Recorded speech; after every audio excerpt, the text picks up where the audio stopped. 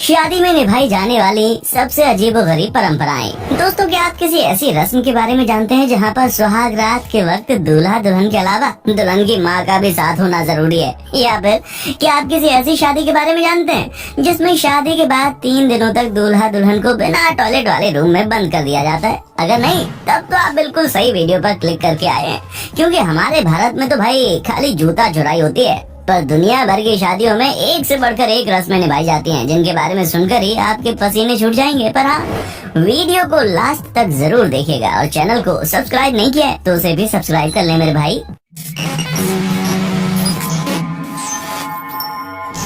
Beating the groom. दोस्तों, शादियों में दूल्हे राजा की खातिरदारी में ये तो कभी कभी नहीं होनी चाहिए, ये तो आपने सुना ही होगा ना। लेकिन क्या आपने कभी उनकी सुताई होते हुए देखा है? अगर नहीं देखा तो जरा साउथ कोरिया में होने वाली इस अजीबोगरीब रस्म को देख लीजिए, जहाँ पर शादी से पहले दूल्हे राजा के पैरों को बांधकर दूल्हे के दोस्त और रिश्तेदार मिलकर जमकर पिटाई करते हैं, और सिर्फ मारते नहीं है बल्कि जेलर की तरह आने वाली शादीशुदा जिंदगी में कल से जुड़े हुए कई सारे सवाल भी पूछते हैं। असल में एक तरह का टेस्ट है जिसमें ये देखा जाता है कि दूल्हा अपनी आने वाली जिंदगी में कितनी मजबूती से इस रिश्ते को निभा पाएगा। यानी कि इस अजीबोगरीब रस्म के चक्कर में दूल्हे राजा के पैरों के बैंड बज जाती है। हम तो भाई ये सोचकर हैरान है कि बेचारा इतनी पिटाई होने के बाद खड़ा कैसे होता होगा। वैसे हम पैरों की बात कर रहे हैं, ठीक है। बोर्नियोस बाथरूम बैन। अब मलेशिया और इंडोनेशिया के ताइडोंग लोगों द्वारा मनाई जाने वाली इस रस्म के बारे में सुनकर शायद आप अपने मन से शादी का ख्याल ही निकाल दें, क्योंकि यहाँ पर शादी तो ठीक ठाक हो जाती है, लेकिन शादी के बाद दूल्हा और दुल्हन को 3 दिनों के लिए एक ऐसे कमरे में बंद कर दिया जाता है जहाँ पर ना तो बाथरूम होता है और ना ही टॉयलेट, और 3 दिन के बाद उन्हें कमरे से बाहर निकाला जाता है। जिसका मतलब ये है कि बेचारे दूल्हा दुल्हन शादी के बाद एक दूसरे के साथ जो करना चाहते हैं वो तो करते ही है, लेकिन एक दूसरे के सामने वो भी करते हैं जो कि शायद कोई भी करने के बारे में 100 बार सोचे। जी हाँ, इन्हें टॉयलेट और बाथरूम वगैरह अपने साथी के सामने ही कमरे में साइड में करनी होती है, क्योंकि इनके पास कोई चारा नहीं होता। अगर ये रस्म अच्छी तरह से निभा लेते हैं तो माना जाता है कि भाई इनकी आने वाली शादीशुदा जिंदगी कभी नहीं टूटेगी।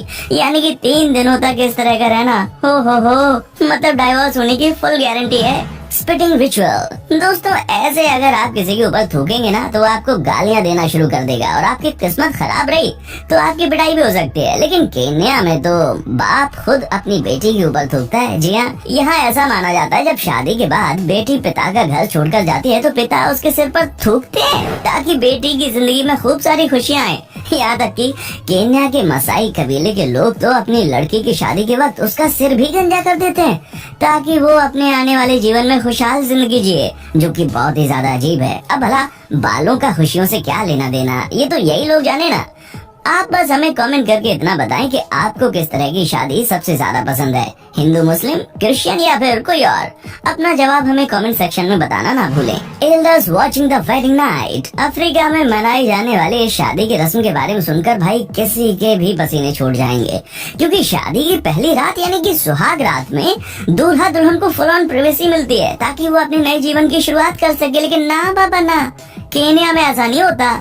वहाँ तो दूल्हा दुल्हन के साथ पहली रात में दुल्हन की माँ या फिर घर की कोई दूसरी औरत जाती है, जिससे कि शादी का एक्सपीरियंस हो, ताकि वो दूल्हा दुल्हन की पहली रात को ये बता सके कि उन्हें सुहाग रात कैसे मनानी है। सच कह रहा हूँ भाई, हमें भी इस रस्म के बारे में सुनकर उतनी हंसी आई जितनी इस वक्त आपको आ रही होगी, क्योंकि आज के जमाने में भला ये सारी चीजें किससे बताने की जरूरत है।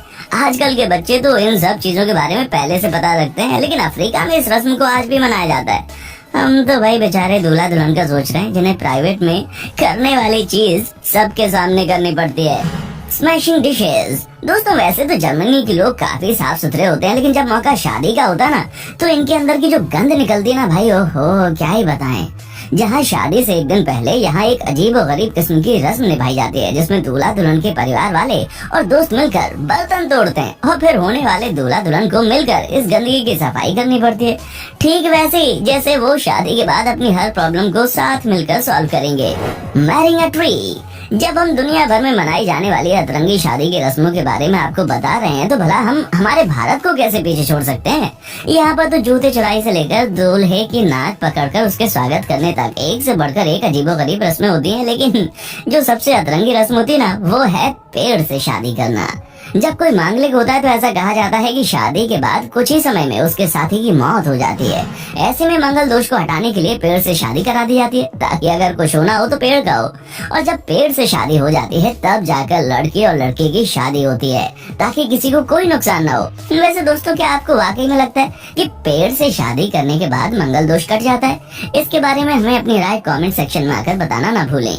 2 किड्स। दोस्तों, अफ्रीका के सूडान में एक अलग ही तरह का रिवाज चलता है, जहाँ शादी से पहले लड़की से पूछा जाता है कि भाई तुम कितने बच्चे पैदा करोगी। अगर वो 2 या 2 से ज्यादा बोलती है तो उसकी शादी हो जाती है। लेकिन शादी के बाद अगर वो केवल 1 बच्चा पैदा करती है और 2 बच्चे पैदा नहीं कर पाती तो पति उसे तलाक देकर दूसरी पत्नी करने का पूरा हक रखता है, क्योंकि यहाँ पर बच्चों को बहुत महत्व दिया जाता है। इसीलिए यहाँ पर लड़की से शादी करने से पहले ही उसे ये पूछ लिया जाता है कि भाई वो लड़के के घर वालों को कितने बच्चे पैदा करके देगी। मतलब वाह, यहाँ तो लड़की को बच्चा पैदा करने वाली मशीन समझ लिया जाता है। हद है यार, ज्यादा बच्चे करोगी तभी शादी होगी, वरना नहीं। ये भी कोई बात हुई भला। Gift of wooden spoon. दोस्तों, शादी पर आप लोगों ने दूल्हे को दुल्हन के लिए कई सारे अलग अलग तरह के गिफ्ट लाते हुए देखा होगा, लेकिन यूनाइटेड किंगडम के वेल्स में शादी का एक अलग ही तरह का रिवाज है, जहाँ दूल्हा अपनी वाइफ के लिए कुछ लाए या ना लाए, लेकिन उसे लकड़ी का चम्मच जरूर लाना होता है। अब आप बोलेंगे कि भाई इस चम्मच में ऐसा क्या है? तो दोस्तों, असल में ये चम्मच इस बात का प्रतीक है कि दूल्हा अपनी दुल्हन को पूरी जिंदगी खुश रखेगा और उसे कभी भी भूखा नहीं रहने देगा।